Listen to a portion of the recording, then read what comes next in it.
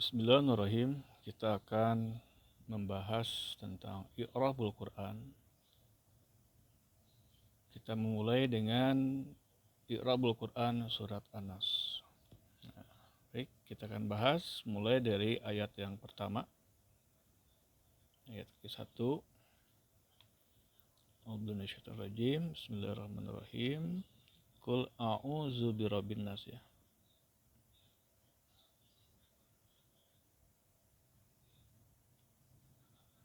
Bentar, saya tulis dulu ayatnya.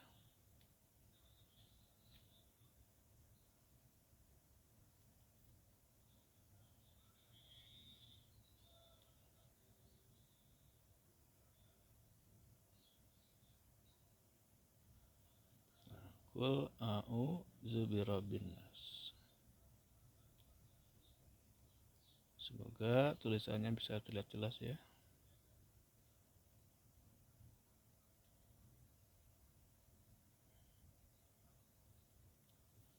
Ini ayat yang ke-1. Dalam mengirabkan, tentu terlebih dahulu kita harus menentukan berapakah jumlah kalimat di dalam satu ayat ini. Nah, kalau kita lihat, kalimat yang pertama adalah qul. Jadi qul adalah kalimat yang pertamanya.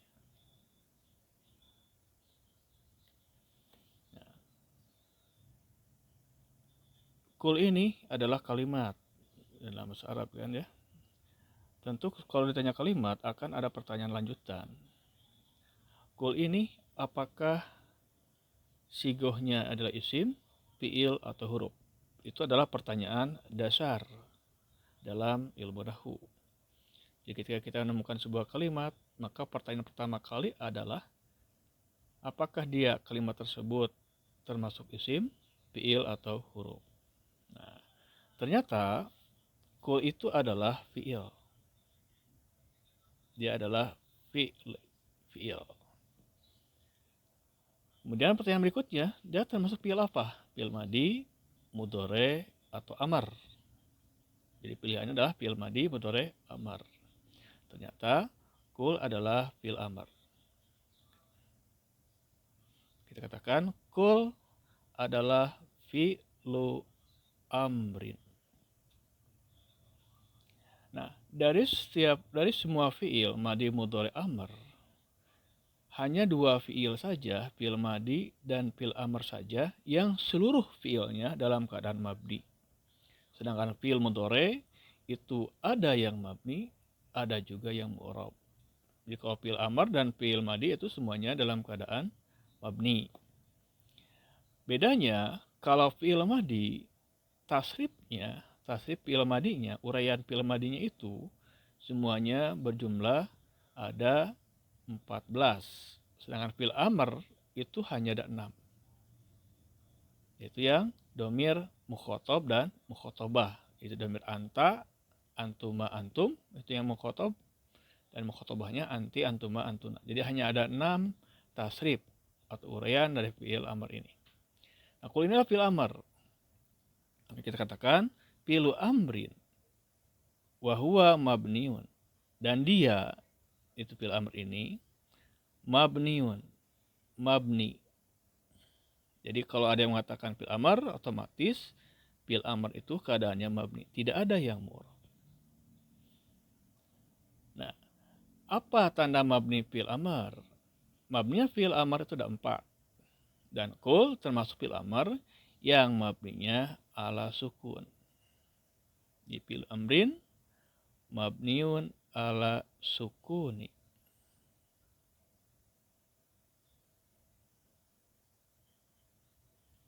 Di fi'il amr dia mabninya atas sukun.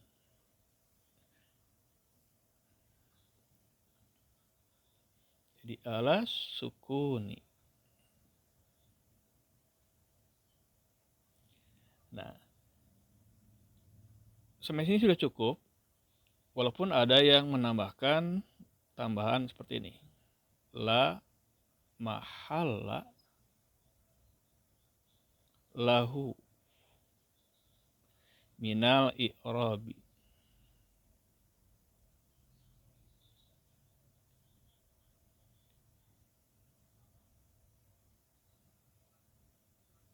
la mahalla lahu minal i'rabi. Jadi yang menambahkan i'rabannya seperti ini.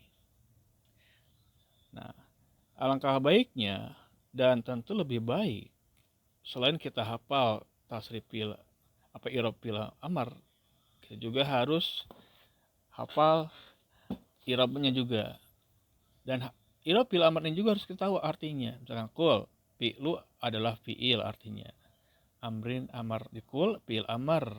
Wa dan huwa dia, mabniun mabni. Ala atas sukuni sukun. Di atas sukun. La tidak ada, mahala tempat. Lahu baginya, minal i'rabi dari i'rab. Nah, setiap fi'il itu ada fa'ilnya. Ya. Di setiap fi'il itu ada fa'ilnya. Apa fa'il? Pelaku. Setiap fi'il ada pelaku. Di setiap pekerjaan tentu ada yang melakukannya. Nah, kul ini pelakunya adalah berupa isim domir. Maka kita mengirabkannya adalah seperti ini. Wa fa'iluhu.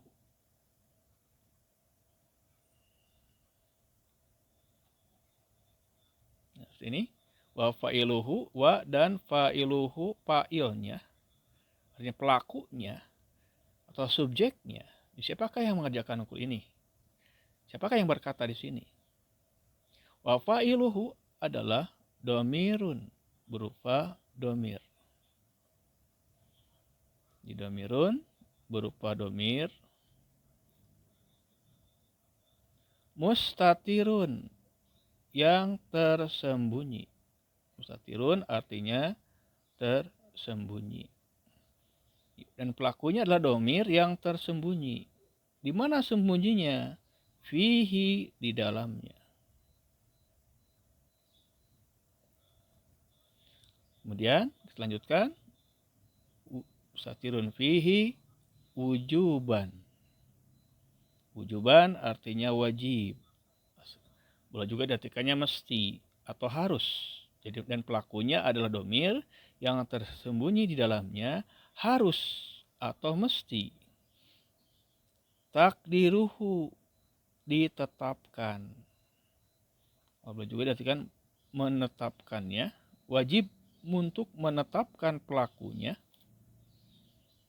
Takdiruhu anta. Jadi wajib untuk ditetapkan domirnya anta. Tidak boleh domir yang lain. Itu pengertian dari beberapa wujuban. Jadi pelakunya harus domir anta di sini. Tidak boleh diganti dengan domir yang lain. Juga tidak boleh pelakunya harus, misalnya pelakunya dengan isim zohir. Harus berupa domir anta. Tidak boleh domir yang lain. Itu kul. Nah itu kalimat yang ke-1. Sekarang kita lihat kalimat yang kedua. Yaitu a'udzu. Ini kalimat yang keduanya adalah a'udzu. Nah, a'udzu ini apa? Isim, fi'il, atau huruf?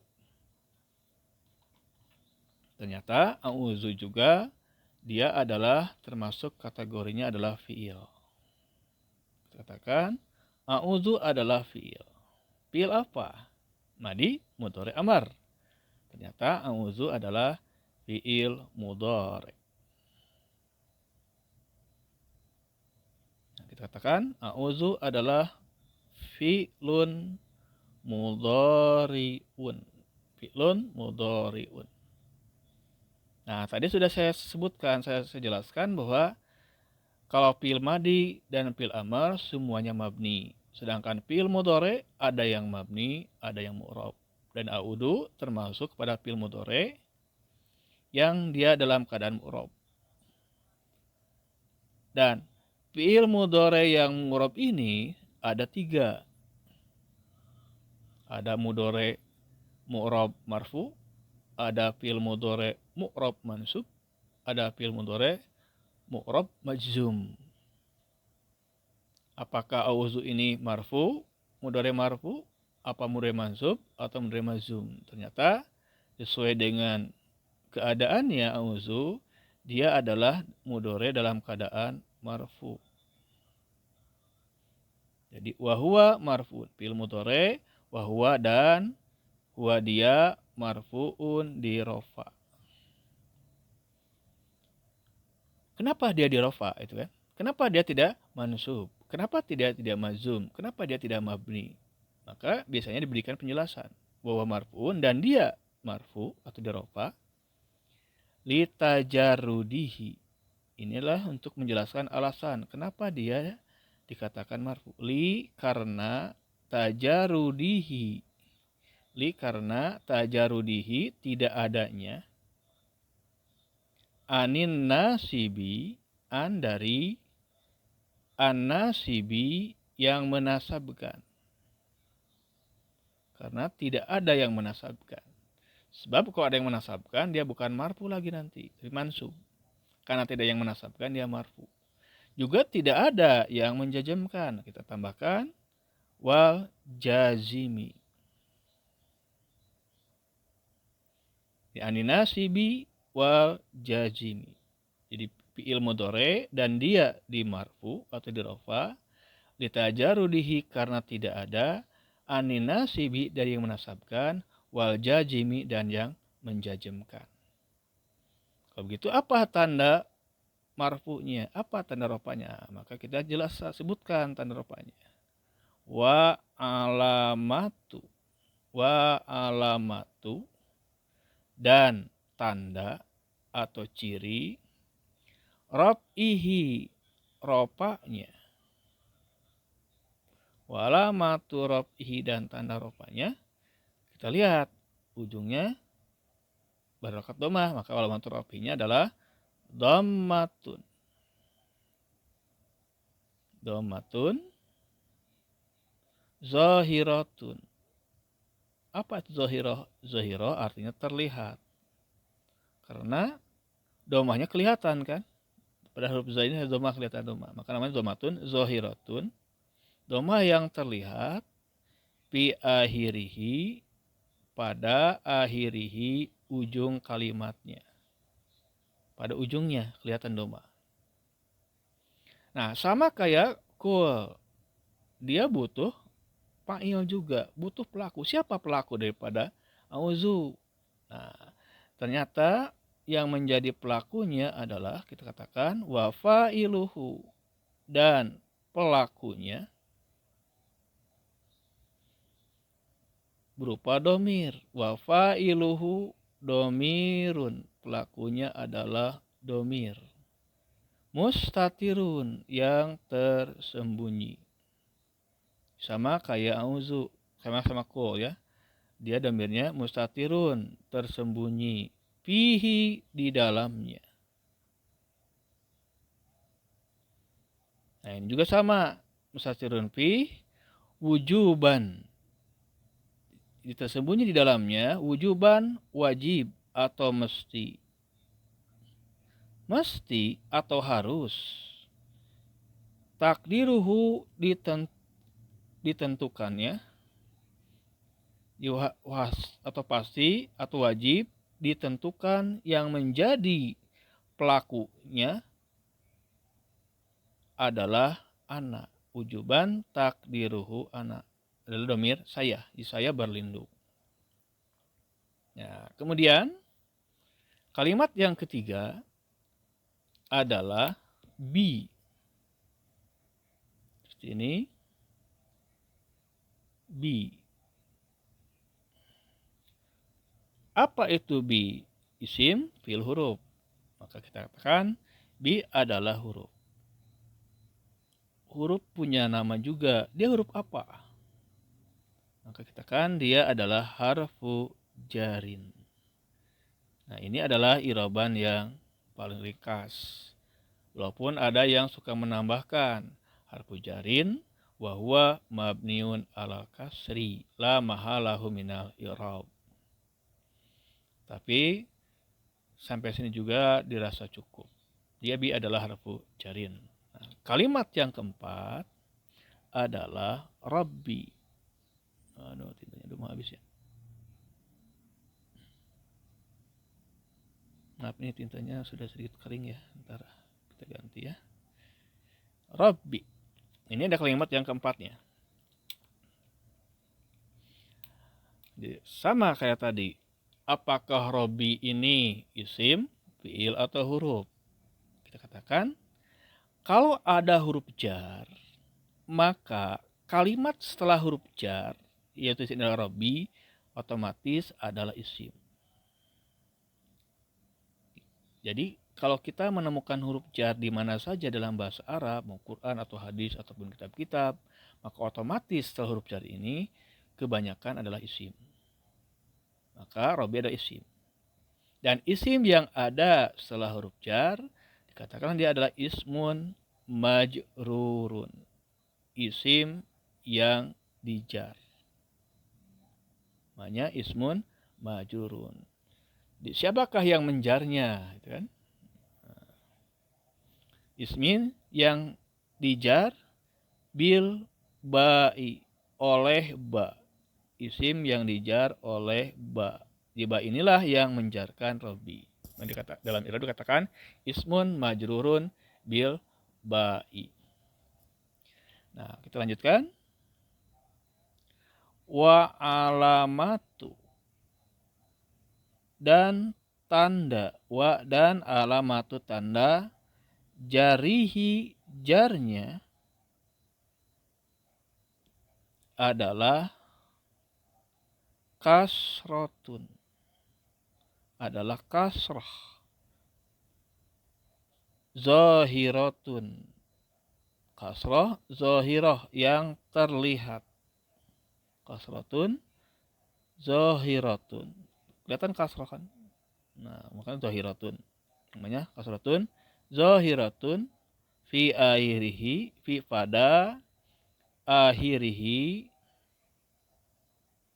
artinya pada ujungnya. Dan ternyata ada tambahan wahwa, dan dia, yaitu Rabbi ini, mudhafun, dia adalah mudhaf. Mudhaf itu artinya disandarkan.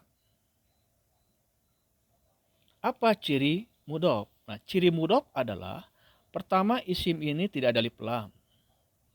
Yang kedua, isim ini tidak bertanwin.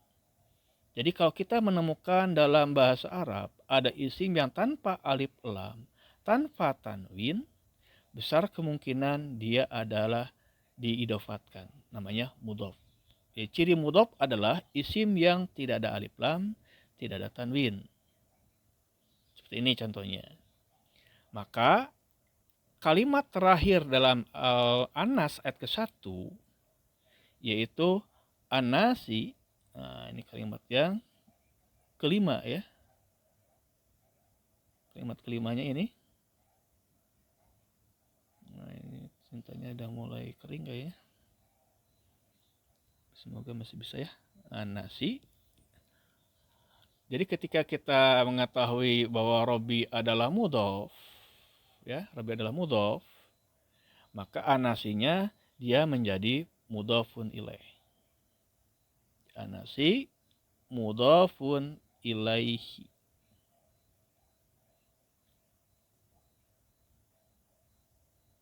Nah, seperti ini tulisannya. Mudhafun ilaihi. Mudhaf ilaih. Artinya yang disandari. Kalau mudhaf yang disandarkan, kalau mudhafun ilaih yang disandari. Mudhaf ilaih. Mudhaf ilaih ini wahuwa, dan dia, itu mudhaf ilaih ini, majrurun, dijar. Jadi yang namanya mudhaf ilaih selamanya dijar. Maka irabannya mudhafun ilaihi wa huwa majrurun. Siapakah yang menjarkan Anas? Atau siapakah yang menjarkan mudhaf ilaih? Maka dijelaskanlah wa huwa majrurun, dan dia dijar bil mudhafi, oleh mudhaf. Jadi yang menjarkan mudhaf ilaih adalah mudhaf. Artinya isim yang ini. Inilah yang membuat ini jadi jar. Mudhaf ilaih, dan dia dijar oleh mudhaf. Kemudian kita lanjutkan. Wa dan alamatu, tanda, jarihi, jarnya, dan tanda jarnya, kasrotun, adalah kasroh. Ada kasroh kan ujungnya. Dan kasrohnya zahiratun, terlihat. Kasroh yang terlihat fi akhirihi, pada ujungnya. Fi pada akhirihi, ujungnya. Nah, ini demikian untuk i'rab Quran surat An-Nas ayat ke-1. Insyaallah kita akan menyambung dengan ayat yang kedua dan seterusnya. Semoga dapat dipahami dan menambah wawasan kita semua, dengan harapan kita hafal surat An-Nas dan kita juga tahu identitas tiap kalimat dalam surat An-Nas. Sehingga tidak hanya hafal tapi juga paham surat An-Nas, paham berdasarkan ilmu nahwunya. Demikian, semoga bermanfaat. Wassalamualaikum warahmatullahi wabarakatuh.